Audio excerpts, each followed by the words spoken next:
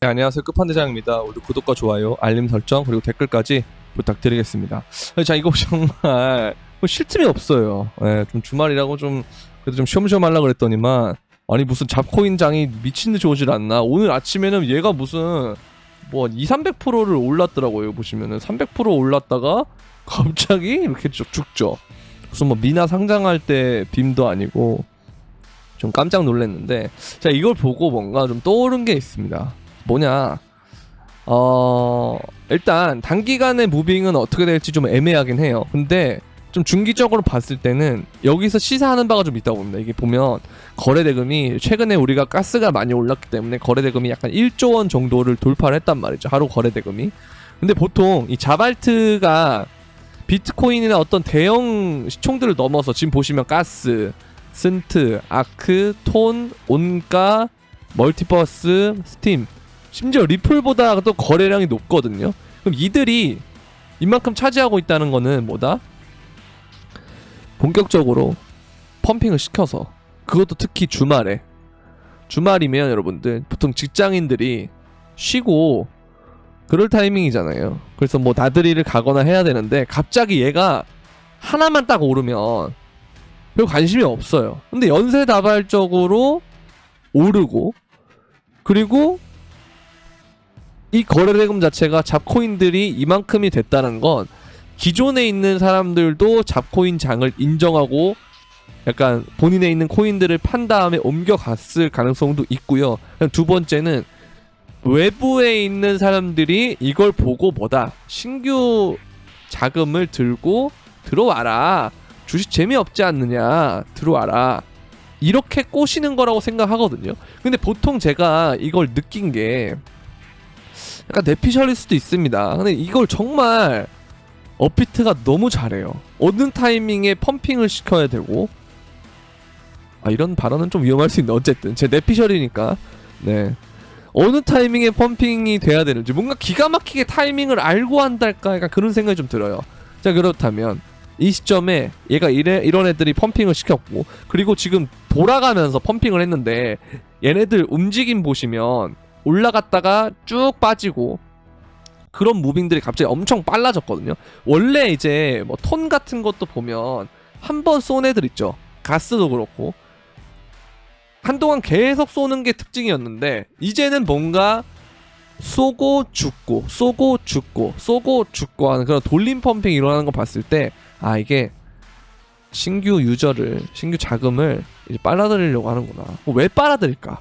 본격적으로 상승장을 준비하는 것이 아닌가라는 그런 생각이 듭니다. 그래서 여러분들이 지금 자발트를 보는 것도 좋지만, 제가 말씀드렸죠. 어제도 제가 말씀드렸는데요. 이 도미넌스 차트를 보면 이 도미넌스가 한 방에 쭉쭉 빠질 때는 뭐냐면, 메이저 같은 이런 시총이 큰 애들이 오를 때, 그때가 이제 많이 빠지는데, 지금 이 이동평균선 간의 이격도 있고요. 그 다음에 여기도 있고, 그리고 이걸 주봉으로 보게 되더라도 여전히 이격이 있단 말입니다. 그죠?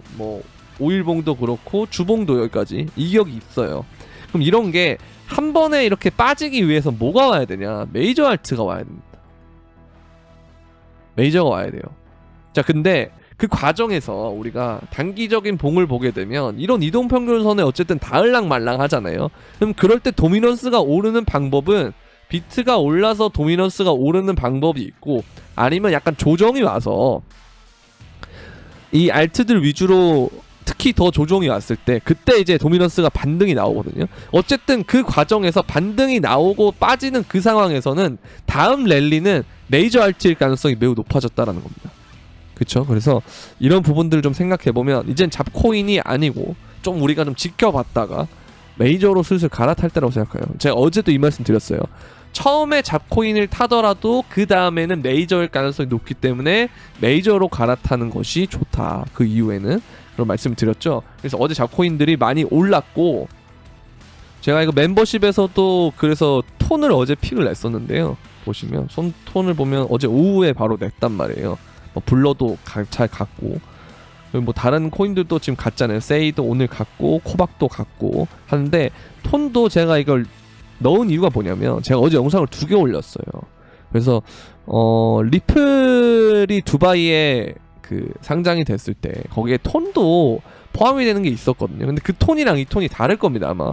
근데 어쨌든 이름이 같거나 뭐 상승장에서는 별 이유를 붙여서 다 펌핑이 오기 때문에 뭔가 이제 톤이 차트가 좋은데 오를만한 때가 됐다 해가지고 제가 요거를 픽을 냈는데요. 이런 부분들이었어요. 아까 말씀드렸던 게. 그래서 자발트가 먼저 오고 그 다음에 메이저가 가거나 아니면 비트 먼저 움직임 줬다가 가거나 아무튼 이런 움직임이 필요할 것 같다 라는 생각이 들었고, 비트코인이 만약에 이제 수렴을 하면 메이저 알트가 가는 거죠. 그래서 얘가 일단 여기서 이러한 움직임을 보여주는 건 매우 긍정적이다. 다만 제가 어제 하나 말씀드렸던 시나리오 중에 이 시나리오가 하나 있었기 때문에 이게 만약에 된다면 이 과정에서 급하게 떨어질 때는 아까 말씀드렸던 그 도미넌스의 반등이 나오면서 알트코인들 조정이 나올 수 있기 때문에 이것까지 감안한 분할 매수 접근법이 좋지 않나라는 그런 생각이 듭니다. 자, 지금 보면 뭐 문제 없습니다. 항상 중요한 선은 이 선이었어요. 여기를 일단 매물대를 강하게 뚫어줬기 때문에 여기도 물론 저항대가 있지만 뭐 저는 괜찮다고 보고요. 그래서 이 구간에서 조금 뭔가 부침이 있을 수 있어요. 근데 그 과정에서 뭐가 온다? 메이저 알트가 단기적으로 펌핑 올 수 있다. 이것까지 여러분 체크해 보시면 되겠고, 그 다음에 제 생각에는 한번 그 도미넌스 차트를 봤을 때 그 메이저 알트가 한번 오면 도미넌스가 빠질 거 아니에요. 보시면 이게 뭐 주봉으로 봤을 때 이 도미넌스가 한번 빠지면 그 다음에 한 번 더 올라갈 때 이제 비트가 랠리가 오고 그때 비트코인이 엄청나게 자금을 빨아들인 다음에 그 다음에 이렇게 빠지면서 대세 알트장이 오지 않을까라는 생각이 좀 있어가지고 일단 이렇게 여러분들이 좀 참고해 보시면 좋을 것 같고, 큰 움직임을 봤을 때는 이게 뭐 오늘 내일 뭐 모레 해가지고 바로바로 막 달라지고 그러지 않을 건데 일단 큰 뷰 자체는 이렇게 보고 있다 라고 보시면 될 것 같아요. 이 움직임으로. 자, 그러면 잠깐 도미너스 내릴 때 메이저 알트 반등 왔다가, 반등이라기보다는 뭐 상승 왔다가 도미너스가 오를 때 알트 조정 좀 오면서 혹은 덜 오르면서 비트코인이 매물대를 뚫어내면서 상승이 오고 비트 중심의 상승이 오고, 그때는 비트코인 형제들 보면 돼요 같이. 그 다음에 이거 빠질 때 뭐다? 도미너스 빠질 때도 메이저 또 올 거다. 그렇게 보면 되겠고요. 그리고 이제 비트 형제 플러스로 뭘 또 보면 되냐면 스택스까지 보면 됩니다. 이제 비트코인 메타로 사실 스택스가 간 것 같아요. 그러니까 비트코인이 오르면 비트 형제들이 오를 때 스택스도 좀 같이 오르는 경향이 있어서 이거 놓치지 말고 까먹지 말고 이렇게 항상 여러분들 머릿속에 각인시켜두면 좋을 것 같습니다. 자, 그리고 뭐 이 추세선도 그렇고요. 뭐 전혀 지금 안 좋은 그림이 없어요. 다만 이런 리테스트가 한번 나오면 아까 말씀드린 조정이 일어날 수 있는 건데, 이거는 이제 항상 여러분들 조심해야 될 건 맞아요. 인지해야 될 건 맞는데 너무 겁낼 필요는 없습니다. 그래서 그거 감안해가지고 시드를 좀 남겨놓는 그런 그 대비만 하면 전혀 문제 없어요. 그리고 항상 이 잡코인들은 뭐다? 아까 말씀드렸듯이 멀티버스 같은 그런 움직임이 나올 수 있기 때문에 단타로 접근하시는 게 가장 좋습니다. 너무 길게 들고 갈 필요 없어요. 좀 덜 먹어도 됩니다. 먹는 게 중요한 거예요. 여러분들 하락장 때 생각하세요. 자, 이것도 되게 좋은 차트라서 가져왔는데요. 이 거래량의 하락 추세도 뚫었고요. 이 OBV 유동성이죠. 이것도 뚫었고, 그 다음에 이제 여기 봤을 때 이 서플라이 공급량도 보면 얘가 아래로 떨어졌을 때가 고점이었고, 얘가 여기서 위로 올라갔을 때가 보면 이 지점이었단 말이에요. 그렇기 때문에 여기서 꺾여가지고 내려오는 그 시점에 뭐다? 가격도 반대로 올라간다라고 보시면 됩니다. 그래서 얘가 이게 언제 꺾이냐가 굉장히 중요할 것 같아요. 이 OBV는 맞춰놨거든요. 그럼 얘도 튀어 오르면서 이게 아래로 꺾이는 그런 모습이 될 텐데, 그러면 비트코인 가격이 상승세로 본격적으로 기울기를 가파르게 올리면서 상승하지 않을까라는 그런 생각이 듭니다. 항상 말씀드리지만 비트코인이 올라야 외부에서 돈을 더 빠르게 가지고 들어올 수가 있어요. 코인에 관심이 없는 사람들까지도 지금 주식장이나 다른 자산군이 생각보다 별로니까 비트코인 좀 사볼까? 라는 마음으로 접근을 한 다음에 비트코인을 좀 샀는데 비트코인보다 다른 코인들이 더 오르네. 그래서 이제 뭐 이더리움도 좀 사봤다가 이런 식으로 자금이 수단이 되는 거거든요. 그렇기 때문에 항상 비트코인이 언제 오르는지 그리고 얼마나 오를 것인지 이런 것들이 매우 중요하다는 거, 그거 여러분들이 꼭 아셨으면 좋겠습니다. 자, 그리고 이 저항을 보는 사람들이 되게 많아요. 저도 이 저항을 보고 있는데 여기서 보통 이 비트코인이 이러고 죽었어요. 그동안에. 이때도 그렇고 뭐 이때도 그렇고 이때도 그렇고. 근데 사람들이 이제 학습이 그런 쪽으로 되어 있기 때문에 선뜻 못 나서는 거예요. 제가 이거 뭘로 또 얘기했냐면 RSI, 주봉 RSI로도 얘기를 했습니다. 여기서 만약에 이러한 형태로 조정이 끝나면 그게 어디서 나왔냐면요, 이런 봉으로 나왔었어요. 이때도 보면 되게 큰 저항이었거든요. 여기도 마찬가지고. 근데 생각보다 우리가 이게 조정이 나온 게 맞아? 하는데 지나고 보면 조정일 그런 캔들이 이때쯤에 많이 나오거든요. 그렇기 때문에 요 단계에선 그런 게 많이 나오니까 항상 제가 겁내지 말라고 하는 거, 대신 조정에 대비는 해야 된다. 그렇기 때문에 현금 비중은 2대, 내가 진짜 너무 지레 겁먹어가지고 현금을 무슨 80%, 100% 이렇게 할 거는 아니다라는 거죠. 그래서 요거까지 여러분들 체크할 필요가 있고요. 자, 그리고 이제는 미국 정부가 보유한 비트코인의 개수인데요, 지금 1등이 됐어요. 자, 미국이 되게 무서운 게 뭐냐면, 정말 우리가 달러 약세다 얘기했을 때 갑자기 달러 강세를 만들어버렸죠. 금리 인상으로. 근데 또 채굴도 원래 중국이 많았어요. 근데 그것도 미국으로 다 옮겨왔죠. 그죠? 그리고 정부 보유하는 개수도 미국이 중국을 넘었어요. 이런 식으로 이 크립토 시장 자체도 천천히 잠식되고 있다는 거, 미국 쪽으로. 정말 무서운 겁니다. 미국이 이렇게 하는 게 매우 무서운 거기 때문에 여러분들 진짜 이거 계속 체크해야 돼요. 자, 그렇다는 건 이게 앞으로 중국보다는 미국 주도의 장이 될 가능성이 매우 높다는 거죠.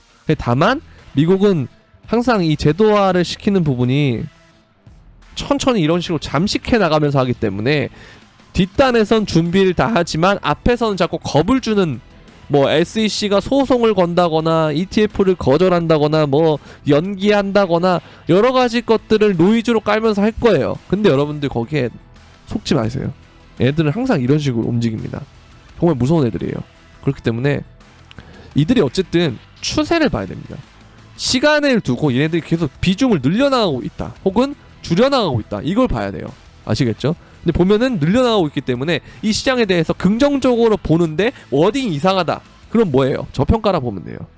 간단하게 접근하시면 됩니다. 이런 건 심플하게 접근해야지. 근데 과도하게 진짜 막 겁을 내거나 막 불안해하고 어떡하지 하는 것보다는 긍정적으로 보는 게 훨씬 낫습니다. 여기 보세요. 이런 거 보면 재밌지 않나요? 진짜 SEC 위원장이 같은 행사에서 만나요. 이게 사실 뭐 여러분들 이제 힙합 노래 들으면 그런 게 있어요. 막 디스전 같은 걸 하는데, 외국에서는 정말 미국은 땅덩어리도 크고 만날 일이 별로 없기 때문에 그럼에도 불구하고 총으로 죽이고 막 그러는 게 일어나거든요. 근데 한국에서는 누가 누구를 디스를 했다 그러면 행사장, 어디 공연 이런 데 가면 다 만나기 때문에 또 거기 가서 또 뭐 풀거나 뭐 이렇게 된단 말이에요. 그것처럼 지금 약간 이런 게 좀 비슷한 것 같아서 제가 이런 비유를 들었는데, 보시면 연사로 다 만납니다. 자, 그레스케일과 그 다음에 리플 CEO가 어디에서 핀테크 행사에서 SEC 위원장 게리 겐슬러와 만나는 자리가 있단 말이에요. 그러면 보통 연사들이 보통 자기네 연사 시간 전에 어떤 연사 대기실 같은 데서 모여 있어요. 거기서 이제 미리 얘기할 수도 있는 거고, 뭐 명함도 주고 그럴 수도 있는 거고, 아니면 뭐 이미 알고 있겠죠. 그런 식으로 좀 살살 좀 하세요 이러면서 그럴 수도 있는 거고. 그렇기 때문에 이거는 정말 긍정적인 무빙이에요. 예, 좋습니다. 그래서 그냥 SEC도 아까 제가 말했던 그거랑 똑같아요. 미국이 점유율을 잡아나가야 되는데 대놓고 잡는 게 아니고 잠식, 정말 천천히 잠식을 시켜가지고 다 먹어버리는 그런 형태로 되는 거기 때문에 여러분들 크게 보셔야 됩니다. 정말 중요한 거예요. 자, 그리고 이제 그 DWF 랩스의 공동 창업자가 불마켓이 곧 온다, 시장이 건전하고 지속 가능하다, 거래량이 4월과 비슷한 수준이지만 이유는 명확하지 않다, 반년 전 거래량은 민테마가 주도했다, 근데 현재는 비트코인 주도하고 있고 새로운 이용자들 흡수하고, 이게 증시나 이런 데서 오는 거죠. 새로운 이용자들 흡수한다는 게. 이제 그런 것들을 우리가 지켜보시면 될 것 같고요. 자, 일단 오늘은 제가 여기까지 하도록 하겠고요. 여러분들 이제 도움이 되셨다면 항상 구독과 좋아요, 알림 설정, 그리고 댓글까지 부탁드리고, 언제나 제 영상을 꾸준하게 지켜봐 주신 분들은 너무 감사드리고, 그리고 새로 이렇게 영상을 접하신 분들도 앞으로도 계속 좋은 영상 많이 올릴 테니까 많이 관심 가져주시면 감사하겠습니다. 자, 오늘은 여기까지. 그럼 안녕.